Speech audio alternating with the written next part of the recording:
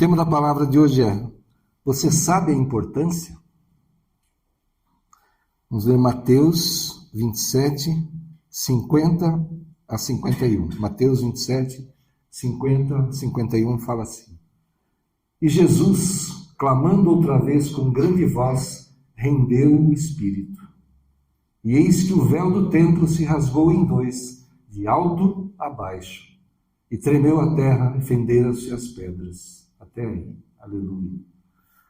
E o véu do templo se rasgou de alto a baixo, aleluia.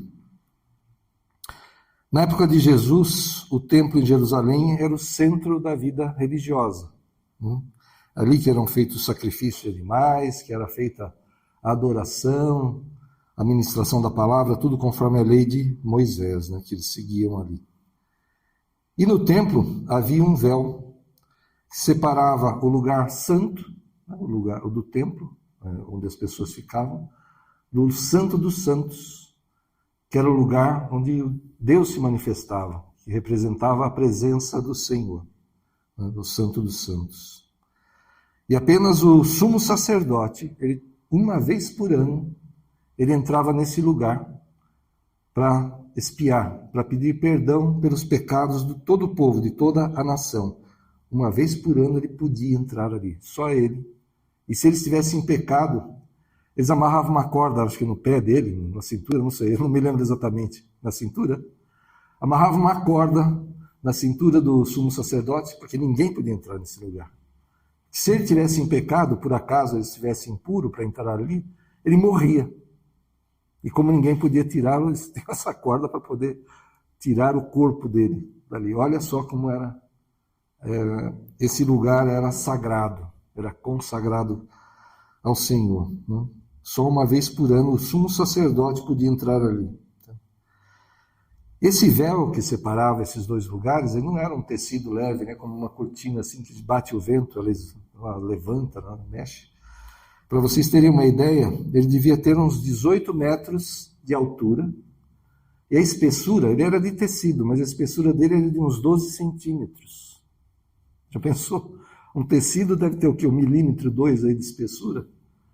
Ele tinha 12 centímetros, era algo assim, de espessura, com esse tamanho todo. Então era algo muito resistente, muito forte. Fala até que se pusessem cavalos puxando nas extremidades, não se romperia, de tão forte que era o tecido. Então a função desse véu era separar o lugar em que os homens ficavam e o lugar da manifestação do Senhor.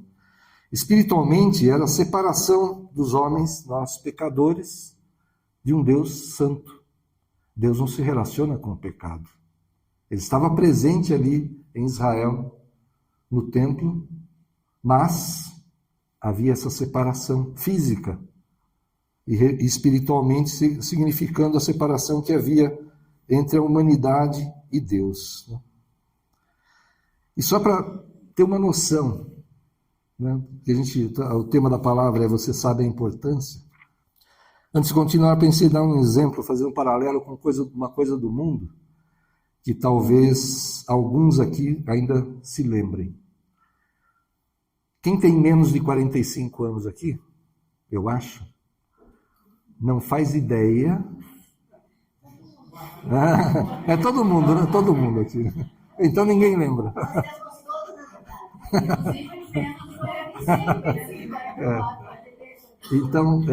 Então pouca gente vai se lembrar, eu acho.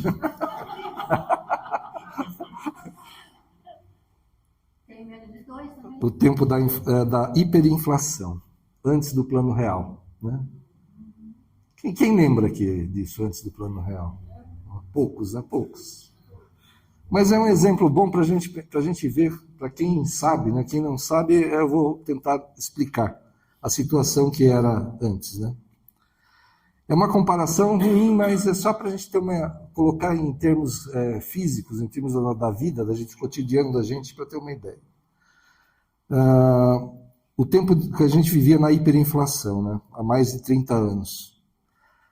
A inflação, antes da implantação do real, ela estava em aproximadamente 4.900% ao ano.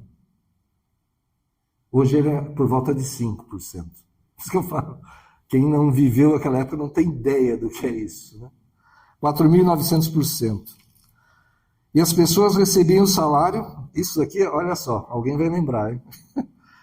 E no mesmo dia, recebia o salário de manhã, né? E à tarde, à noite, estava no mercado desesperado para fazer a compra do mês. Não era para a semana, para aquele dia, não, peraí, o que eu vou precisar para esse fim de semana? Não, para o mês inteiro. Tudo que dava para comprar para o mês inteiro era comprado no dia do pagamento. Mas por que essa loucura? E era superlotação, confusão nos mercados, mas principalmente para quem ganhava pouco, era o único jeito de tentar se proteger um pouco da inflação. Olha a loucura que era. No mesmo dia, a pessoa não podia deixar para o dia seguinte. Tinha que ir no mesmo dia, né? Para fazer a compra para um mês. O que fosse possível comprar, ele compraria tudo ali naquele momento, naquele primeiro dia do pagamento. E hoje, né, se você por acaso esquecer R$1.000 em casa ou no banco, ao final do mês você perde o quê? Uns R$5 por causa da inflação, né? Mais ou menos isso. R$1.000, se você deixou ali parado, esquecido. R$5. Não é grande coisa, né? Naquela época, se você deixasse esses R$1.000 parados por um mês, você perdia R$270 num mês só.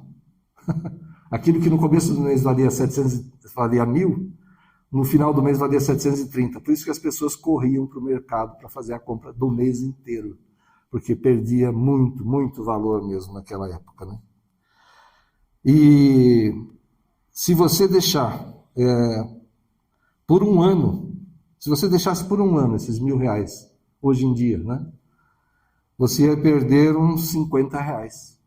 R$1.000 parado, né? Dinheiro que você não aplica, dinheiro que está, sei lá, guardado lá na sua casa para uma emergência, R$1.000, eles vão valer 950 depois de um ano.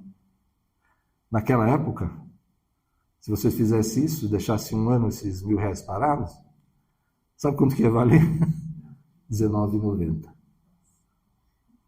Ia perder mais de R$980 em um ano.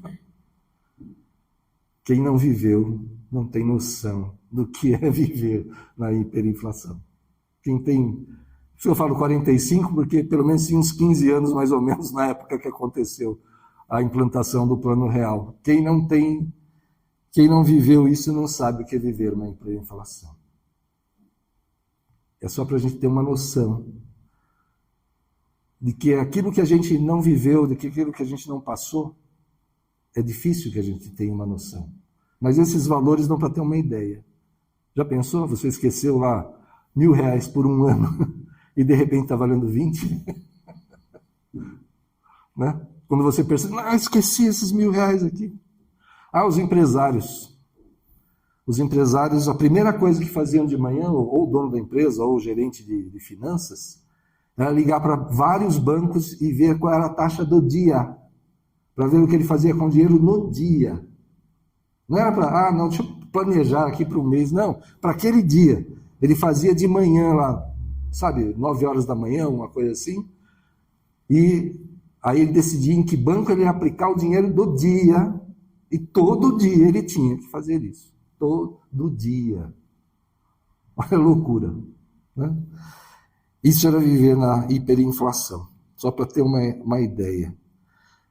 Mas olha só, eu acho que nunca saberemos o que era viver sem o acesso direto a Deus, sem a presença do Espírito Santo. Todos nós que ou nascemos numa família evangélica, ou nos convertemos, né?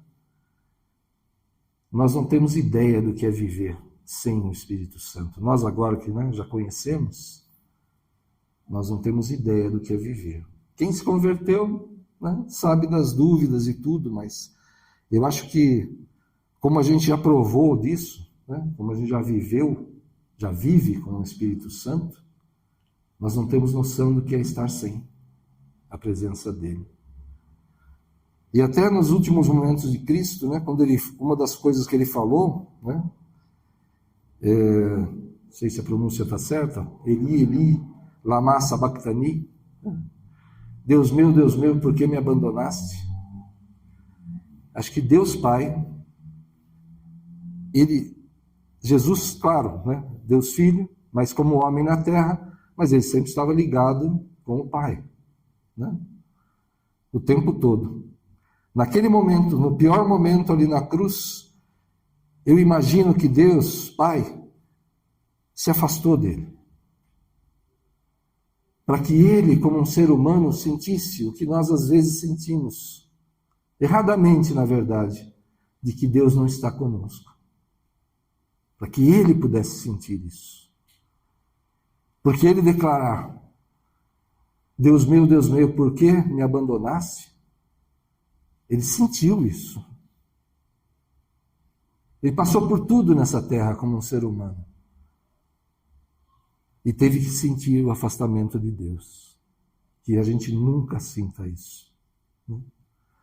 Porque nós não temos noção mais do que é viver sem a presença do Espírito Santo.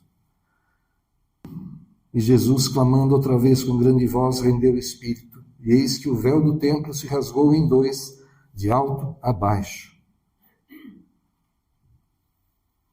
E o que significou esse rasgar do véu? Primeiro, que o sacrifício de Jesus foi definitivo, perfeito. Ele é o nosso sumo sacerdote, que entrou de uma vez por todas na presença do Pai, pagando o preço pelos nossos pecados. Não é necessário mais entrar uma vez por ano. Ele entrou de uma vez por todas.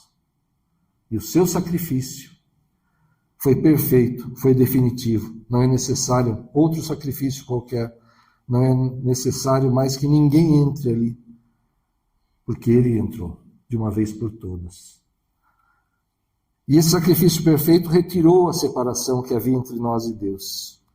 Porque nós somos lavados pelo sangue de Cristo, purificados. Ainda pecamos, mas somos justificados por Cristo. Amém? E por isso, por sermos justificados, lavados, remidos pelo sangue de Cristo, nós podemos ter essa comunhão direta com Deus, com o Pai. Amém? E em Pentecostes, nós vemos o derramar do Espírito Santo sobre a igreja.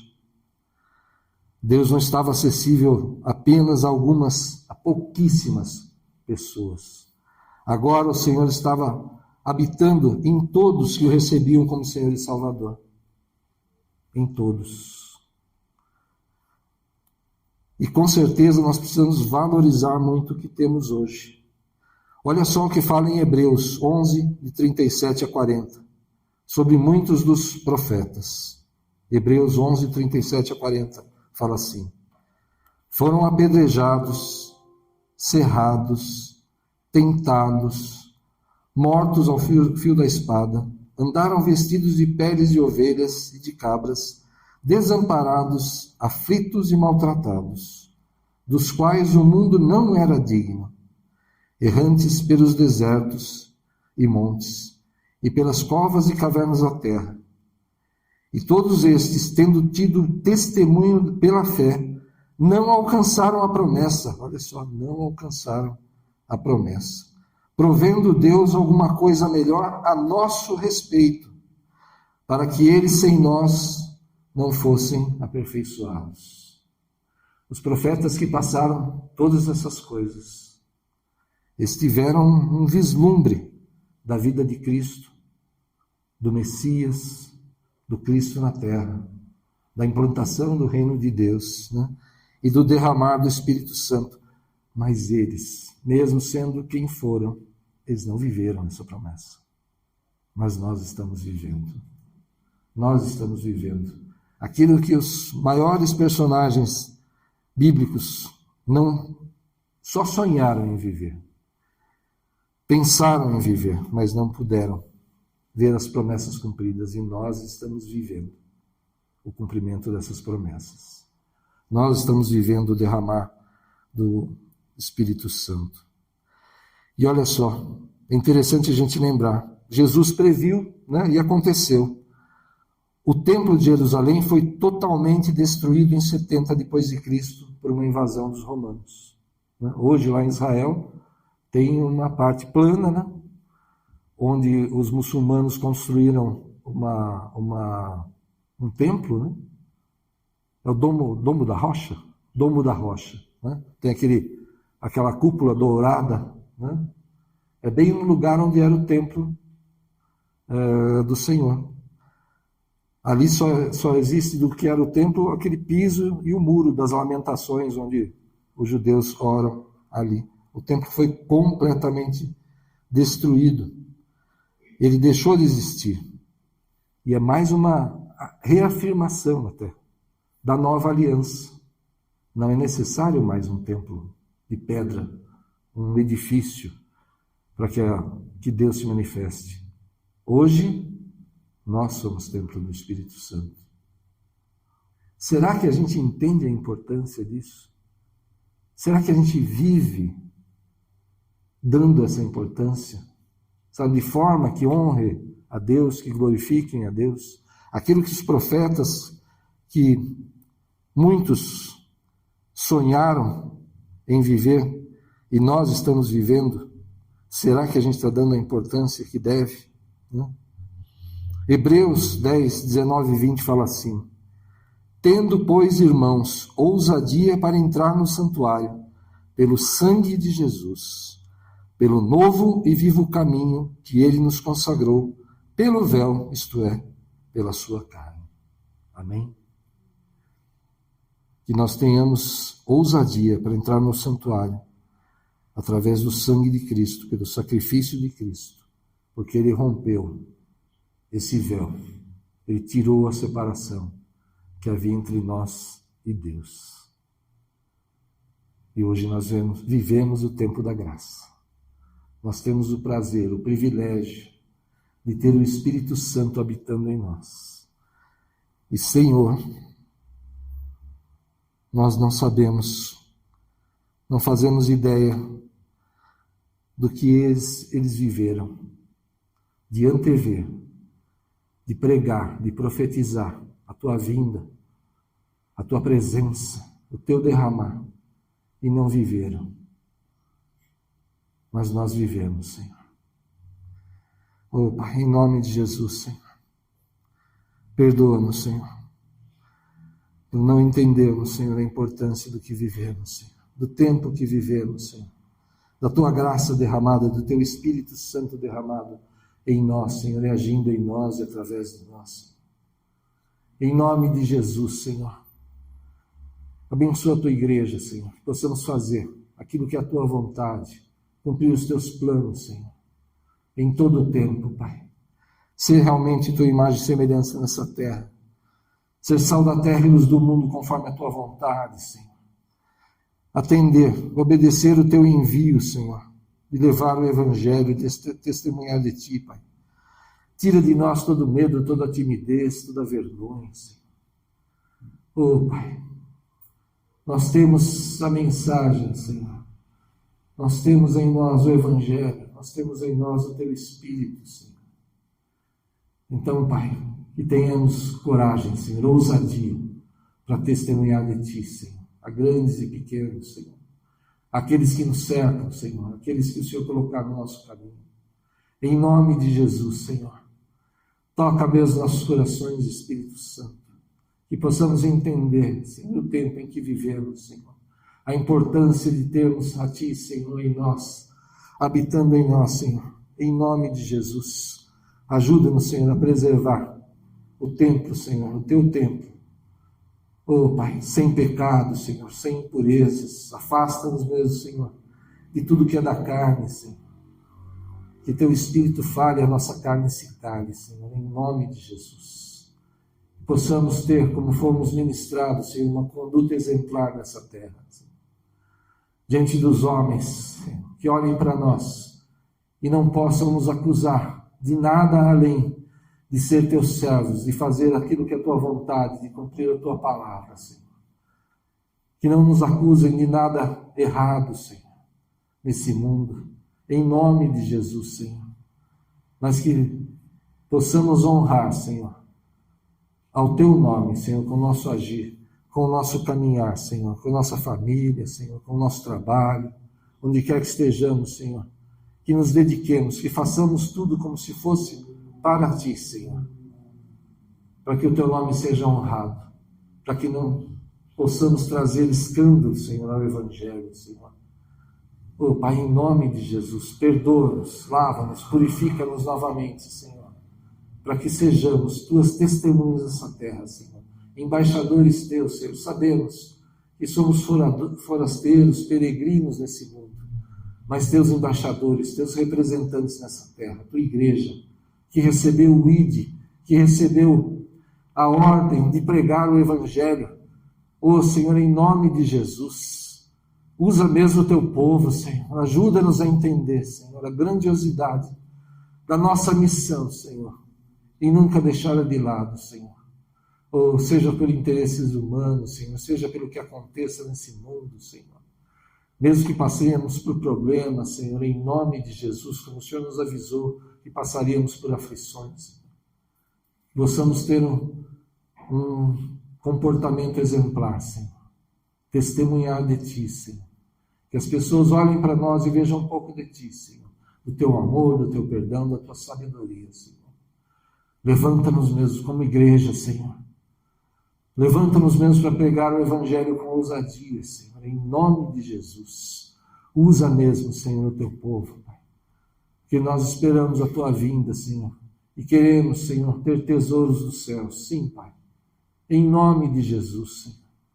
Em nome de Jesus, ajuda-nos, Senhor, a juntar tesouros no céu, Senhor, porque queremos dar frutos para Ti nessa terra, Senhor. Começando pelos nossos familiares, Senhor, começando por aqueles que nos cercam, Pai, no trabalho, os vizinhos, os amigos, Senhor, que sempre tenhamos em nossos lábios, Senhor, uma palavra de testemunho, Senhor, uma palavra, Senhor, de resgate e de salvação, Senhor, de sabedoria.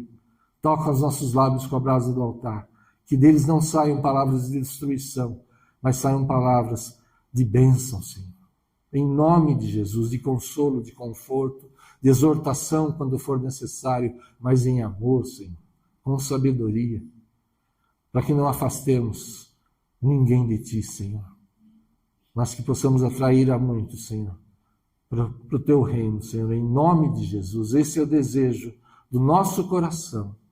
Usa mesmo a Tua igreja, Senhor, em nome de Jesus, clamamos a Ti, em nome de Jesus, amém. Glória a Deus, aleluia, glória a Deus. Aleluia, essa é a palavra, amém? Que nós saibamos dar importância ao que temos. Aquilo que grandes, quando a gente lê na Bíblia, que grandes homens, grandes mulheres, grandes servos do Senhor fizeram e não viveram. Nós estamos vivendo. Não sei se a gente vai ter algum dia a consciência plena do que estamos vivendo, do tempo em que estamos vivendo. O final dos tempos, o tempo da volta de Cristo. Amém? Vamos buscar isso em nome de Jesus. Aleluia. Glória a Deus.